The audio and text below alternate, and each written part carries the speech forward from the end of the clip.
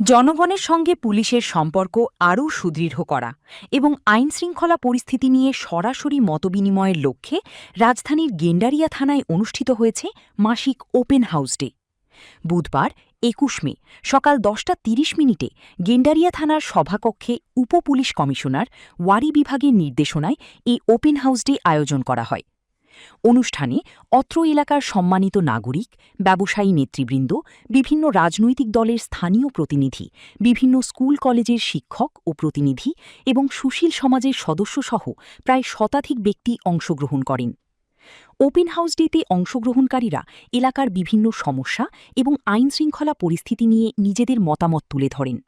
তারা নিরাপত্তা, সামাজিক অপরাধ, জননিরাপত্তা এবং এলাকার বিভিন্ন সমস্যা নিয়ে আলোচনা করেন এবং এসব বিষয়ে পুলিশের দ্রুত ও কার্যকর হস্তক্ষেপ কামনা করেন। এই ধরনের আয়োজনের মাধ্যমে জনগণ ও পুলিশের মধ্যে পারস্পরিক যোগাযোগ এবং আস্থা আরও বৃদ্ধি পাবে বলে আশা প্রকাশ করেন উপস্থিত ব্যক্তিরা।